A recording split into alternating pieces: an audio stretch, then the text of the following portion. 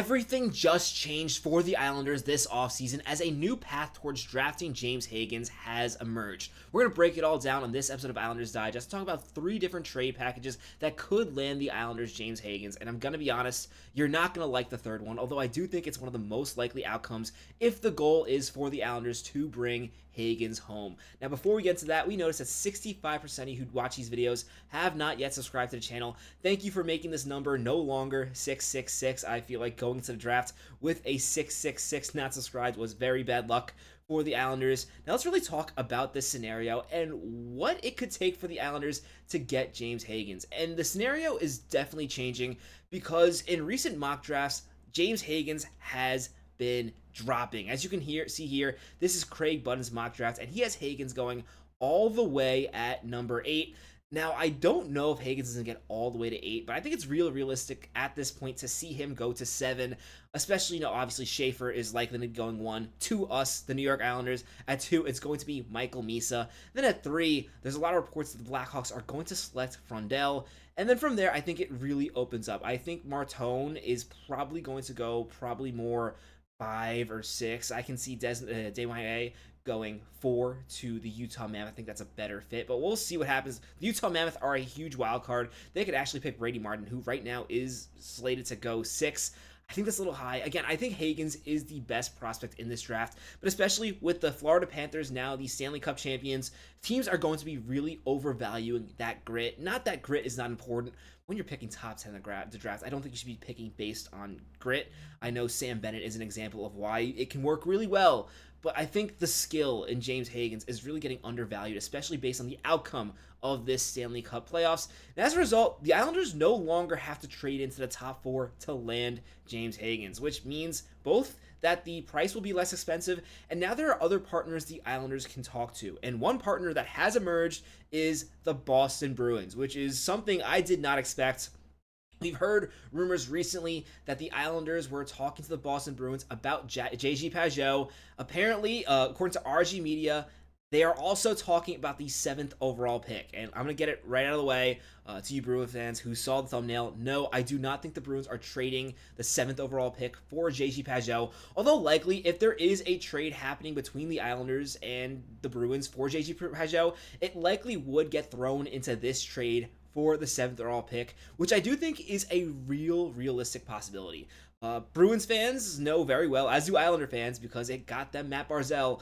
Sweeney has struggled when it comes to drafting, and he has made a lot of mistakes. Now, those mistakes haven't been in the top 10, but I don't think there's a lot of trust with the Bruins when it comes to drafting high up. In addition, I think there was a lot of hope that the Bruins would have a top 5 pick this year because that player could make an impact really soon. Dropping back to 7, there's way less of a guarantee that you're going to get a player who can help.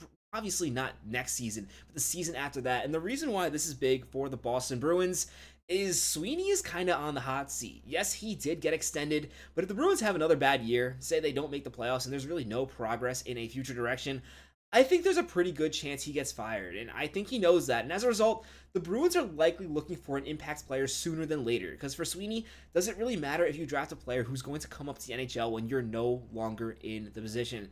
And this puts them in a really interesting position, and in a position where the Islanders can capitalize and try to acquire that 7th overall pick to bring home James Hagens, assuming he slips. And I do want to clarify with people wondering why the Islanders would make this trade if they don't know if Hagens is going to be on the board. Stefan Rosser said it really well. This is a trade that would happen on draft day when the Bruins are on the clock, and we know that James Hagens is available. In addition, the Bruins would likely only make this trade if they know guys such as Martone or Desmarais, the French names still max me up.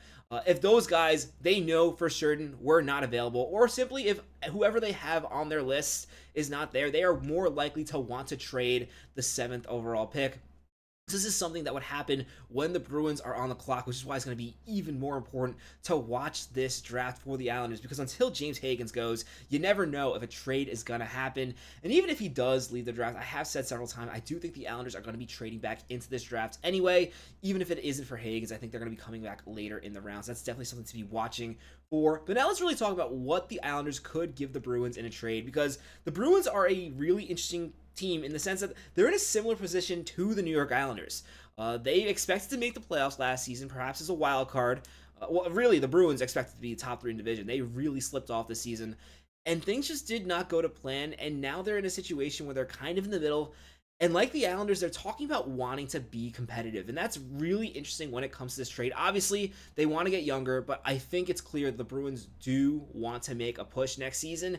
And that makes it a lot easier for the Islanders to trade for the seventh overall pick. That being said, it's not going to be easy. One of the big players named in the article by RG Media, which I was going to show, but for some reason the internet was not working properly. You're able to see the article if you look on your phone, but it was not available on the browser. So I'm just going to talk about what it was saying. And the big piece they mention is Noah Dobson, just because with every trade involving the Islanders, Noah Dobson's name is everywhere until he signs a long-term extension with the Islanders. That's just how it's going to be. And for me, Noah Dobson does not quite work. I know a lot of fans want to trade Noah Dobson, but when you have a defenseman who just a season ago scored 70 points, trading them for a seventh overall pick would be a disaster. And while I could see the the Bruins packaging the seventh overall pick with something different to entice the Islanders, they really don't have the best prospect pool. And I don't think that's a trade the Islanders would be interested in. Again, I think Darsh has plans to try to bring in Hagens if it's the right price. I don't think Dobson is that price. Now, Dobson would work really well for the Bruins. They have a hole in their right side of the defense after McAvoy. Having a player like Dobson would make a lot of sense for the Bruins. I just don't see Darsh going that direction. A player we've been talking a lot in terms of trade rumors and getting this pick is Alex Romanov. I know people don't want to trade Romanov, but for the right deal, and I think bringing Hagens to Long Island is the right deal, I think Romanov makes a lot of sense. The issue is the Bruins already have Lindholm and Zadorov down the left side. As a result, I don't think Romanov makes a lot of sense for the Bruins. And that makes a trade interesting and a little tricky for the Islanders. Obviously, you have the Colorado pick next season to really sweeten any deal. I don't think the Islanders are going to be trading their own first next season until they know a little bit more about where they're going to be positioned. But then the question is, what can the Islanders offer the Bruins? And two realistic options I kind of came up with. Looking with the Bruins, it seems like one of their big weaknesses is in the forward position. I mean, they're already interested in trading Pageau, and I think Pageau could be a sweetener in this trade, but he's going to be more of a thing like you add in addition, like say a second round pick to kind of make sure it goes through. He's not going to be the main component by any means. Looking at a player who could be the main component, one thing I thought of, sorry to spoil, going a little ahead here, is Holmstrom. I think Holmstrom is a player who could really fit with the Bruins. They need a lot of help on the wings. In fact, Sweeney has talked this offseason about trying to acquire more scoring from the wings. And Holmstrom had his first 20-goal season last year, 25 assists, 45 points. He's likely in line to have an even bigger season next year. And I think he's a player who could really convince the Bruins to make this trade if he's packaged along with, say, a Colorado first-round pick, a second-round pick, or maybe even JG Pageau to really give the Bruins two players, perhaps JG Pageau and a second. That's something I can see the Bruins considering. You also got to keep in mind, with the 7th overall pick for sale, the Bruins are not going to be doing the Islanders any favors. They're going to have to outbid any other team who is interested in Hagens. Now, I do think the Islanders have the most interest in Hagens if he is the player who slips out of that pretty strong top 7, just especially considering how he has ties to the area. Some other teams might have some second thoughts when it comes to bringing Hagens in, just because he has shown interest in playing for the Islanders, especially considering he's in college. That is something to consider. But now let's talk about one trade I think has not been talked about at all, and I really can see this happening. Callum Richie was acquired from Brock Nelson in that trade with Colorado Avalanche. A huge return, considered one of the Islanders' top prospects. Could the Islanders be interested in swapping Callum Richie to draft James Hagens if they know he's on the board? Now, I know this is not going to be a popular thought. And for the record, I'm not saying I want to trade Callum Richie. I think Callum Richie has a lot to offer. I think he's going to be great for the Islanders next season, and he's going to be one of the most excited pieces they have on the roster next season. Though we've talked earlier about how the Bruins are in a similar position to the Islanders, where they're trying to get younger while also staying competitive. We know that they're trying to upgrade their third-line center position, considering that they're interested in Pageau. Would they be interested in a player like Callum Richie, who is younger and can help the team? and also provide help right away, while a player like James Hagens would take an additional year of development, even if he would have a higher ceiling. This is something for the Islanders that I definitely think should be considered, at least more than people are saying.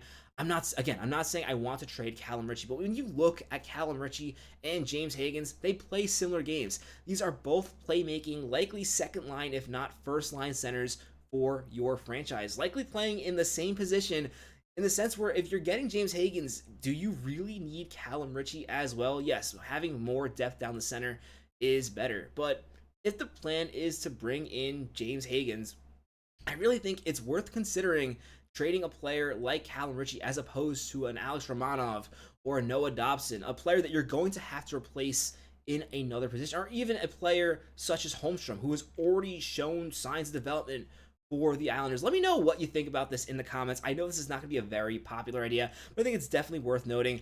If this trade begins to pick up steam, we'll get a better idea of what the Bruins are looking for in return.